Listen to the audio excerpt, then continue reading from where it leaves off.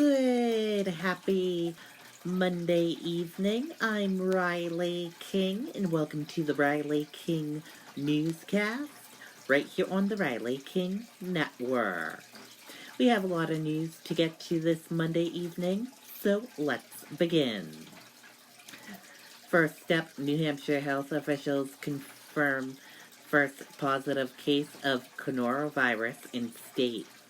Patient who is employee of Dartmouth Hitchcock Health in self-quarantine at home. Let's take a listen to that video from WMUR News 9, Adam Sexton.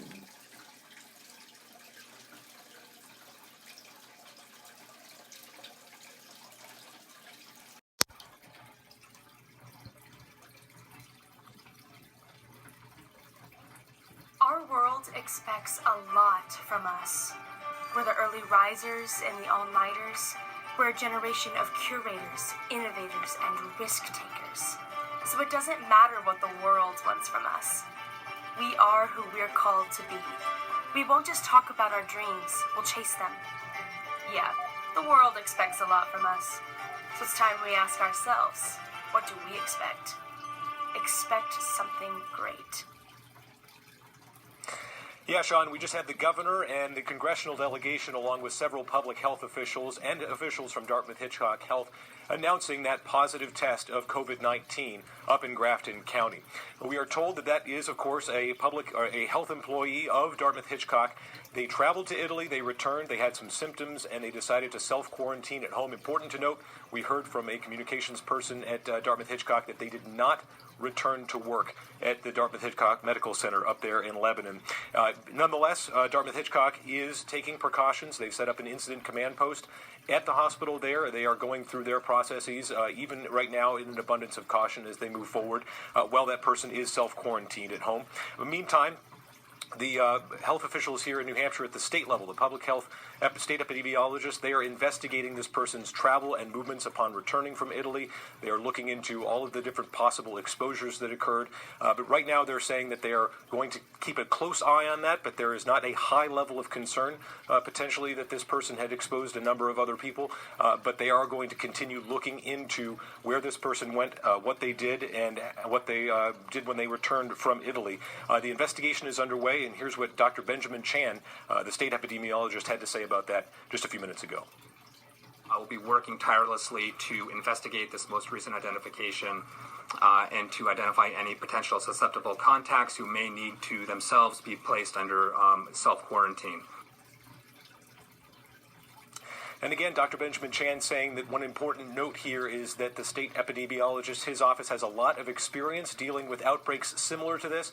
He pointed to the MERS outbreak, the SARS outbreak, H1N1 flu a decade ago, and of course the Ebola outbreak earlier in the last decade as incidents that were similar to this one in which they were able to get a handle on things. And we asked him if he expects COVID-19 to become widespread across New Hampshire. He said he couldn't say for sure right now, but at this point it does appear right now that it is limited to this one case. But of course the investigation, Sean, is ongoing. Live in Concord, Adam Sexton, WMUR News 9.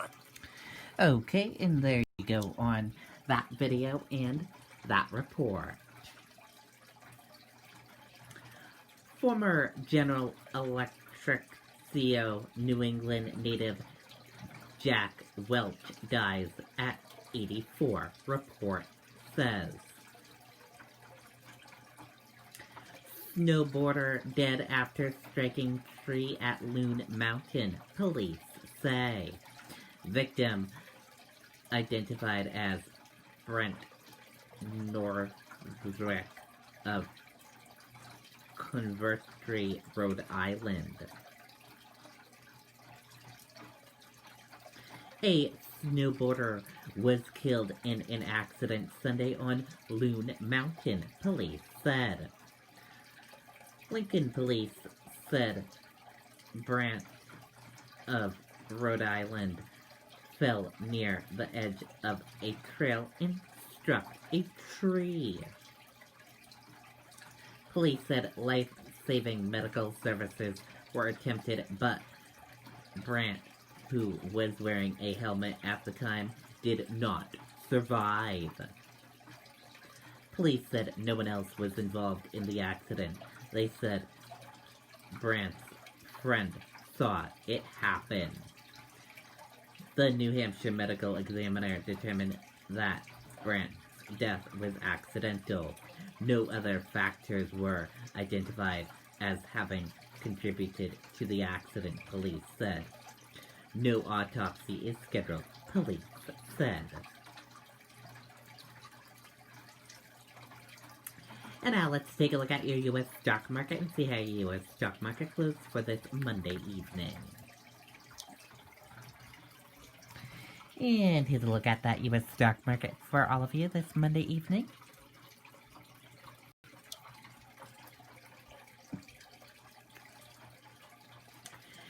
Dow roars back from coronavirus sell-off with biggest gain since 2009.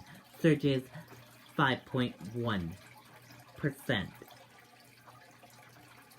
Stocks rebound sharply from their worst week since the financial crisis on Monday, with the Dow Jones Industrial Average posting its best day in more than a decade.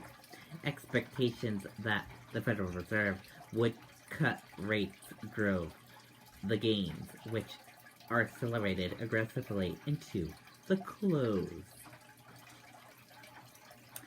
Senator Amy Klobuchar ends presidential campaign. Let's take a listen to that video from ABC News.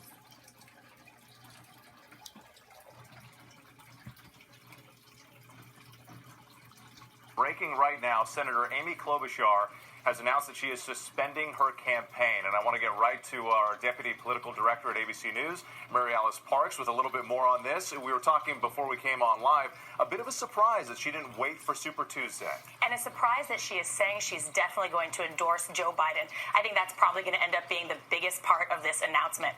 If we take a step back, look, she did come in 6th in the last 2 contests, really at the bottom of the pack. So even though she started out strong in Iowa, had a surprising strong showing in New Hampshire, she really just hadn't been able to expand her base of support in the last 2 states. We know that she was running out of money and really just running out of time. But what's interesting here is her state of Minnesota was one of the 14 states going on Super Tuesday, and many people thought, look, if she could just hang in there, if she could win her home state, then she can, stake her claim on something, some kind of victory to collect delegates moving forward. But does this indicate, Mary Alice, that there's really a lot of pressure behind the scenes to coalesce behind Joe Biden after the big win in South Carolina? Yeah, I think absolutely it does. There was more and more concern among Democrats that Tuesday was going to look like an incredible fracturing of the party. Remember, there's a very strict 15% threshold in all the states. So if a candidate does not meet 15% of the vote across the state or in any congressional district, they can't qualify for delegates. So that means that someone like a Bernie Sanders could really run up the score if all the other candidates took 12% of the vote or 13% of the vote. So I think the pressure is on right now for some of these other candidates to get behind Joe Biden and really prop him up and help get him over that threshold so he continues to collect delegates. Okay, and there you go on that video and that report. And that does it for this evening edition of the Riley King Newscast right here on the Riley King Network. I hope you all enjoyed watching this edition of the Riley King Newscast, and I'll see you back here tomorrow for another broadcast. And I'll have a news report coming up in a little bit. Good night and bye, everyone.